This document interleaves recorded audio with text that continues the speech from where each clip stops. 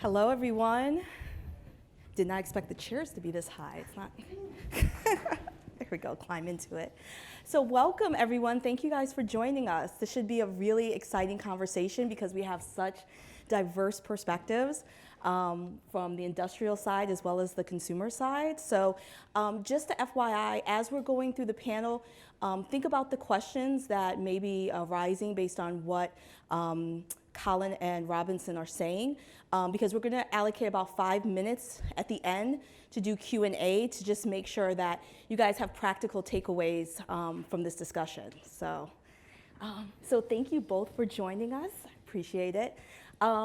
So why don't you each kind of give us, because I know you come from very different worlds, so it's always nice to have this juxtaposition as well as look at the similarities from industrial as well as consumer. So if you wouldn't mind just giving us a little bit of background on, first of all, how each of you think about what is explainable AI, how you approach it from each of your organizations, and maybe even what some of the applications of explainable AI are for you. Sure. Would you like to? Please. So as you know, eBay is a large-scale marketplace. The way we think about is how to empower the sellers to build their own business, and also for buyers how to inspire them. And the scale is pretty huge. We have 1.2 billion listings live across 190 different countries. So in order to do that, we need to do it at speed and with high quality. So we use a lot of deep neural networks. As you know, in the past 10 to 15 years, there's been a huge revolution because of deep neural networks, because of availability of data and compute power. One of the reasons why explainability is so important right now is these deep neural networks revolutionized with this thing called deep learning, right? You feed a lot of data, it figures out how to extract the information from the raw data. Before, it used to be like we had to hand engineer this information. So that's why it's important. So in our use case, we are making lots of decisions for our customers, like for our buyers as well as sellers. So when we make these decisions, some of them are pretty user critical, let's say fairness, right? So we try to see what kind of biases are there in the decisions that we make. So that's the one you see. We try to understand what kinds of bias that we have and then see how to manage it, how to mitigate the bias. And explainability, we also use it to improve the user experience. For example, if you're predicting a specific brand, we want to understand why we are making those decisions, or which parts of the image, let's say the neural network is focusing on to predict something as a Nike or something as red, so that we can highlight that to the user, let's say as a pin on the image, so that they can do a deep dive into it. And also we use explainability to improve the model accuracy by understanding where the network is focusing on, which neurons are active in the neural network. We can actually try to improve the accuracy. Most of the explainability analysis happens offline in our system right now. And some of the critical use cases, we still have human in the loop. The one on the left is an example where we want to improve the user experience. Let's say in this case, brand prediction. So that's an Adidas shoe. Whenever you see a red heat map, that means the neural network neurons are focusing on that part of the image. As you can see, the logos and also the tongue portion of it, and also the bottom to recognize that that's sneakers and so on. On the right side, not safe for work application is very important for us because it's consumer facing. We don't want to show inappropriate listings to the user of let's say underage. So in such cases, on top of the neural network, we also have human in the loop just to make sure we're doing the right thing. So, yeah. Thank you. Mm-hmm. Wonderful. And Colin, from your perspective? Yeah, thank you. Good afternoon. Let me talk a bit about the industrial space, what I represent. So I'm with GE, and if you look at the jet engines, we have 60 to 70% of the market for jet engines. we have about 1/3 of the market for the power generated on the planet, and then you have roughly 16 scans a second for every human being with healthcare.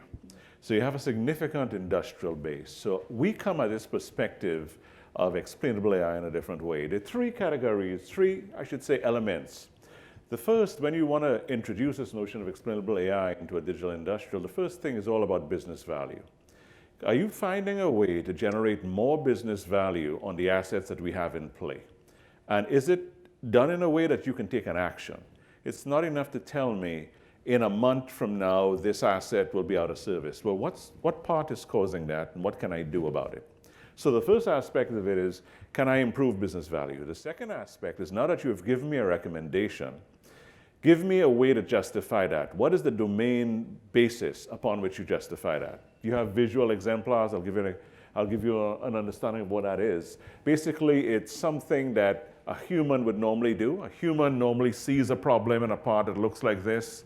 The net says, I actually say it's a problem because it's similar to this thing I've seen a human look at. Or you have causal relationships, mathematical relationships, other relationships. Then the third piece of it, now that you've told me here's the basis for this, you want to tell me in what region do you think I'm competent enough to use this AI? That's sort of a version of humble AI. It's not going to be competent everywhere. What's the area that you're competent in to use this capability? So I know the region of competency, and give me an idea of some of the biases that you have. So this is how we look at it. You know, what's the business value? Give me the background by which you're doing this, and where are you competent? Here's a quick example. So if you look at this, this is a wind farm. So what usually occurs here is that someone, about a year ago, a year before you actually lay out the wind farm, puts up these sensors. They can feel and get all the readings of the winds coming in. And based upon that, you select a place to put these actual wind turbines. Now, when you select that place, you do so because you're trying to generate a certain amount of electrical power out of that wind farm. So you have this electrical power that's being generated. You expect it to deliver so much power every year. What happens is, as you monitor it every couple of days, you find that 1 or 2 turbines are underperforming. So the notion is, how do I figure out why they're underperforming and get that fixed right away, because I've got to deliver this capability. So what you see in the top row is how it's usually done. You get an engineer. The engineer comes out, and the engineer says, let me look at a bunch of plots. I can plot the tower vibration against the wind speed. I can plot the torque setting against the generators. And I can look at those, and I know what's normal. Let me see what's abnormal. And if I can figure out what's abnormal, I go back into my design documents, my service documents, and see, does this graph look similar to another graph I've seen when things are abnormal? And if it does, then I can say, well, this graph, it's abnormal because there was a pitch problem, there was a bearing problem, there was a controls problem. So this is what humans normally do in the process.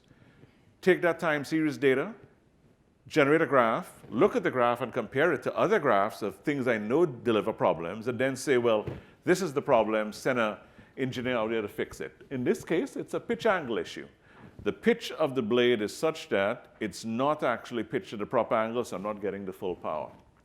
What we've done is we've taken the neural net, the deep learning engine that Robinson talked about, and we have the ability now, because we have all of these actual annotated examples, we have that net begin to understand, okay, what am I seeing from that data? It generates an actual graph, compares it from a learned set of capabilities it has, and it can say directly, that's a pitch angle issue, with a certain level of confidence.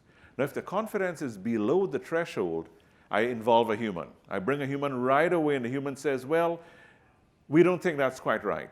And if the human says that, we take that as learning, put it back into the algorithm. If the human says it's right, we take that as learning and put it back in. So once more, it's the business value you're looking at. We know it's underperforming. We have a notion of a visual exemplar, a visual example of why it's right. And then it's stuck in a process whereby we know the region of competency, and if it's not competent, we bring in the human. So these are the notions of things we use in this, digital industrial No, space. thank you. And I'm actually glad that you both touched on humans in the loop, right? Because that is such an important element when you think about, looking at training sets and looking at AI. I think you also both touched on bias. Robinson, you more specifically, and Colin, I think that feeds into the GE's concept of humble AI and the framework there. A lot of times we think about bias as needing to eliminate or mitigate bias, and it usually has a negative connotation. However, we know that bias is set in most forms of data. Bias can be with equipment. Bias can be depending on how you've gathered the data. How do you each deal with bias, and is it always looking at it from mitigating bias, or sometimes do you think about it from the bias is there, how can we leverage the bias in order to get an optimal output that we need? So how do each of you approach that? Yeah. So first we try to understand the bias. Sometimes bias can be intentional. For example, personalization, you want to have some bias in the system. So we're not talking about that here.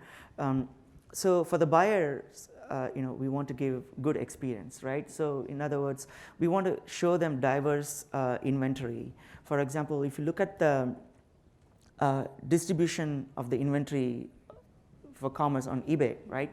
There are items that are very popular. We call the head of the inventory, and there are items that are little bit you have to dig deeper, and then they are not as popular as the top, the middle of the distribution, and there are lots of one-of-a-kind items on eBay, right? So when we show items to the user, we want to see, are we covering the whole spectrum of the inventory relevant to that query, right? So that's one way we try to look at the bias. In this case, it's to improve the user experience.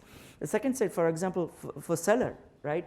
So we are a platform where lots of sellers, start on eBay and then grow their own business. So in such cases, we want to enable these sellers, empower them to grow on the platform. So here, bias is more coming from the angle of fairness. Are we fair to all the sellers?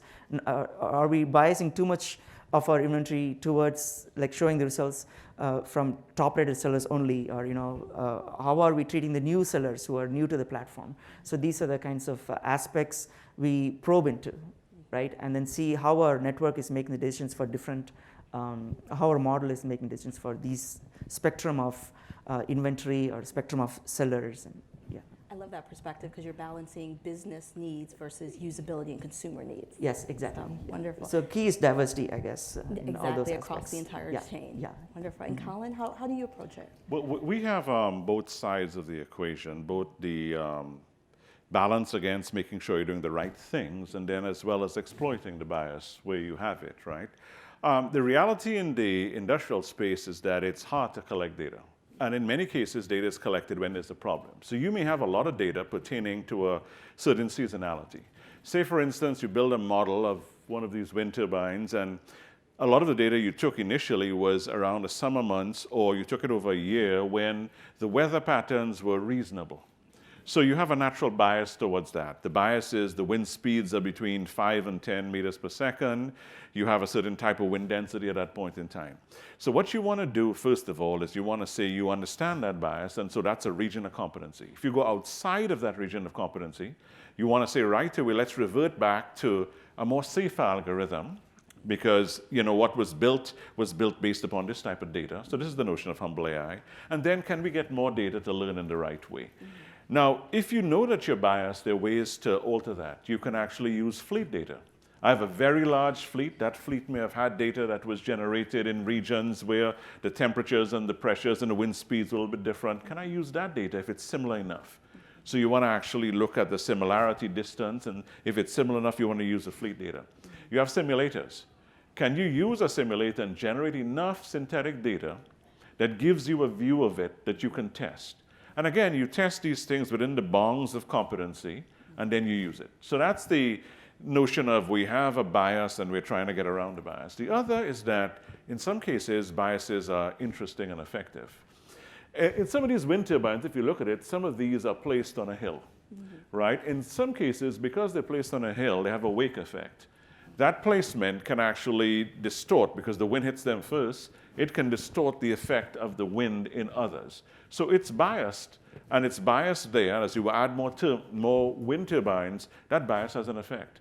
Can I use that to my advantage?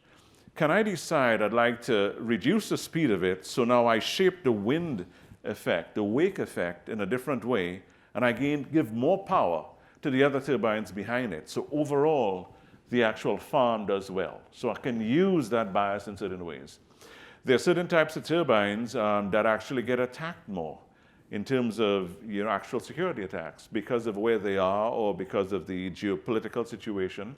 Can I look at that turbine and can I learn from the attacks that are coming there, build models around that, and then transport that model to other turbines that haven't been attacked as yet? So again, there are biases in which the bias itself allows you to use it in such a way that you benefit the entire region. So it's a different way to look at bias in the industrial world. That's quite interesting, actually, and I've read some of your work in the subject, and I never thought about it from an equipment standpoint and leveraging, because you can't just pick up equipment and move it, so you have to learn how to adapt to that bias. One of the things that we talked about, which is quite important when it comes to explainable AI, is traceability. And traceability to understand, particularly, I think you touched on it with, historical weather patterns or how consumers have behaved over time. When you think about sort of traceability and looking at root causes, how do you think about, do you have an interface where you're able to go back and really manage the, let's say, annual data in order to go back to find out where there could be a root cause of an issue, where you need to bring in a human, or you need to think about how the algorithm is performing? It could be performing to plan, but maybe the plan itself is skewed or incorrect or flawed in some way. How have you dealt with this situation in the past, and how would you suggest other companies approach that? So again, I'll talk about two use cases. One of the things is a picture I showed earlier with the shoe with the heat map on them. So there we use a deep neural network. There are lots of layers there. As I mentioned earlier, this neural network is actually extracting the information on its own. We're not telling it how to extract. All we are feeding is the data, right? So what we do is, for each kind of predicted label, we see what kind of neurons, what is the behavior of the neurons. Are there general neurons, generalists? Are there specialists? So if there are generalists, which kind of classes, let's say which kind of brands they fire up. If they are specialists, which specific brands they fire. So we look at the trade-offs based on that, for the brand prediction part. In other words, think of that as, think of the neural network as a brain, and you're probably familiar with functional MRI machines. When the human goes inside, you can actually see where the different parts of the brains light up, heat up. The heat map shows up. So we do similar thing, right? We do network dissection to the neural network to see which neurons fire, right? So that's one approach. The second one is sometimes the labels that we're using, let's say for not safe for work, may not be granular enough. So in this case, if we sense any problem, we actually get more annotated data using crowdsource to, let's say, if you start with only 2 categories, we actually divide into, let's say, 10 categories, and then try to see in the fine-grained categorization how the system performs, and then based on that we loop back to see how we should massage the training data to make the model train differently. Because as you know, deep learning, it's actually learning how to do things based on the data that we feed. That's all the information that it has.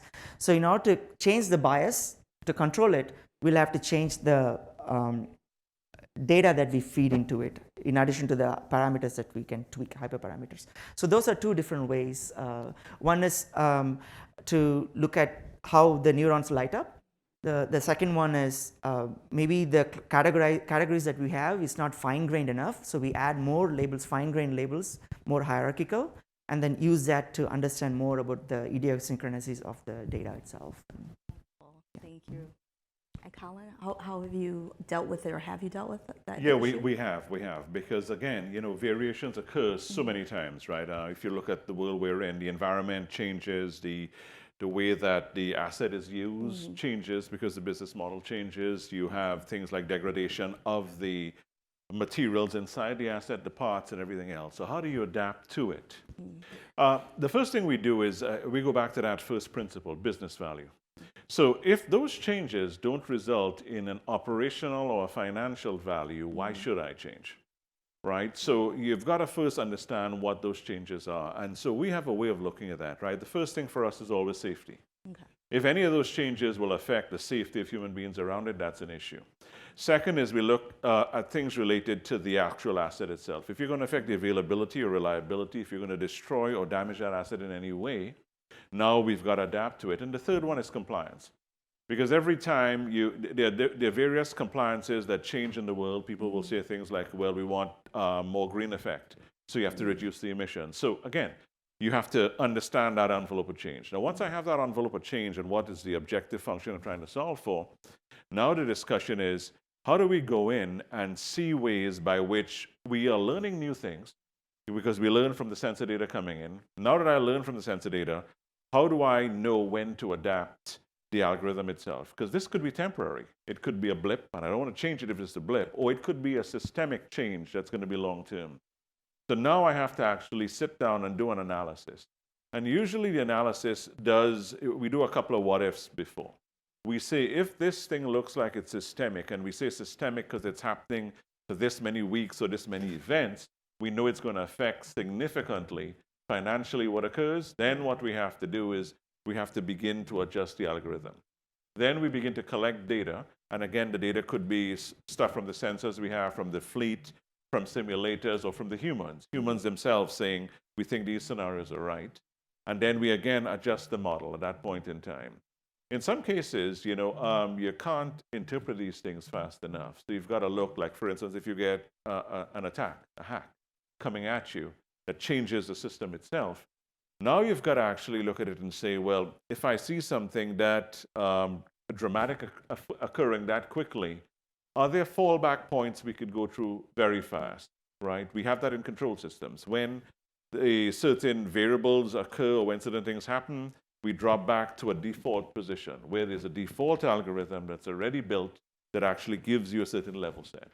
So we have the adaptations that make sense. Once it makes sense from the objectives we're going after, we can use data, we can massage the algorithms to be the right thing or change the algorithms. And we also have, for that very dramatic situation in which someone attacks the system, in which there are fallback systems that we go to, models that most people don't know about, that we drop into that base. So it is something that we worry about all the time, because the ability to react tells you how much money you make or how you save the life of that asset. Nice. So thank you. Actually, that kind of leads into my next. Thank you. So I know you said we wanted to have a couple minutes for questions. So okay. I have like I 20 just more wanted to let questions, you but know. we're running out of Yeah. time. Okay, no problem. So does anyone have any questions? This question's for Robinson. What is I guess in regards to counterfeit products on eBay, how is eBay using AI to combat that? Yeah. So counterfeit, we actually consider that in two different classes. One of them is, you can call them cheap knockoff. The buyer actually knows, they're just looking for something similar style.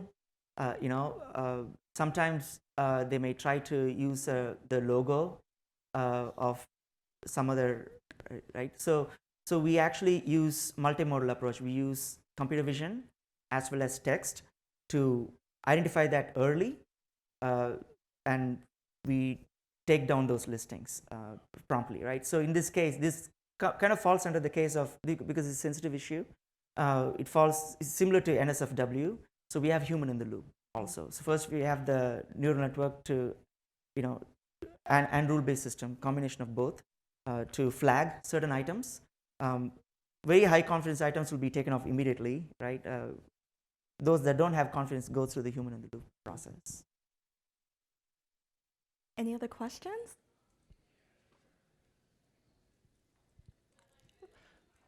Oh, up front. Hi, I'm Anita, CEO of Oniva. Thank you for what you shared.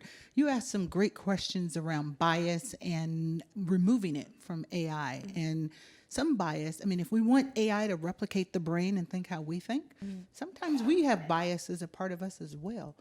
So how do you manage that in the AI design process? Because certainly there is bad bias when we think about hiring or diversity or other AI platforms we can talk about, but in other ways it brings value. And I think you were testing around that question earlier. What are your thoughts in that regard for the panel? Well, so just from my perspective, I work a lot on the bias side and thinking about, again, data sets are usually a reflection of societal norms or society as it sits yesterday or today. So, to mitigate bias is very difficult, particularly a lot of my research is around policing and leveraging crime data throughout society. But I think that you can't always eliminate bias. You have to understand your data set enough, which I think is what both Robinson and Colin were touching on. You have to understand what the data is that's housed and how you're leveraging that data. And sometimes it's not about removing the bias, but leveraging it so that you understand that if, and I'll get more examples from you, we come from slightly different worlds, but if you have hiring data and your hiring data talks about individuals who have succeeded within an organization, well, if the individuals who have succeeded within an organization are predominantly one gender or one nationality, then you automatically have bias. So you have to think about how do I then take that information and then leverage some additional dimensions on top of it to balance it out so that I can make sure that my predictable AI system is going to work for the majority and not the minority. Exactly. So, and I think that's similar to what you guys touched on when it's, you don't need to necessarily eliminate bias. You can take it, particularly when you can't just pick up a machine. So you have to understand how does, weather affect one machine and then what's the ripple effect to make those tweaks for the subsequent machines. So, but please add on. So for us, again, diversity in training, so as well as diversity in data during testing time also. Oftentimes bias happens because you have some assumptions when you train the model, but then when the rubber hits the road, the distribution may be very different, So during testing also we should have diversity to test the data. So that's how we try to mitigate the bias. Yeah, I agree with both of my colleagues. I think both of what they expressed, they made a ton of sense. But to your question about bias in humans, in the industrial space, where you also see it is in design, the humans design the machine. If the human has designed a machine and built in certain biases, what do you do? And here's where it gets interesting. So we have these things called digital twins. And a digital twin is a digital representation of a physical asset. So the digital twin is really a representation of the asset. Now what you find is that the twin itself could begin to model what the asset looks like. So when I have an asset in the field, and for instance, I've built the blades in such a way of this turbine that the blades begin to fail a certain way because of the design, what I can do is the twin can tell me, modify the blade. Now, nobody wants to modify a blade because to do that, you have to go in and you have a whole factory with all this casting. And so you'd have to, spend millions of dollars to modify one blade. But if you have additive, in additive printing, I could print a unique blade, and it costs me the same to print one blade as to print thousands of blades. So now we can take that twin, I can create the design that best serves your purpose, and then I can build that blade for you uniquely. So eventually I build a machine just you alone need. I change all the parts and you get to use it over and over. We call that an immortal machine. The machine is customized to you and constantly adapting in a certain way. So even the bias in humans in certain ways with the technologies can be changed in different ways. Different thought. All right. Thank you. Okay. Thank you, everyone. Colin, Okay. thank you. Thank you all. You.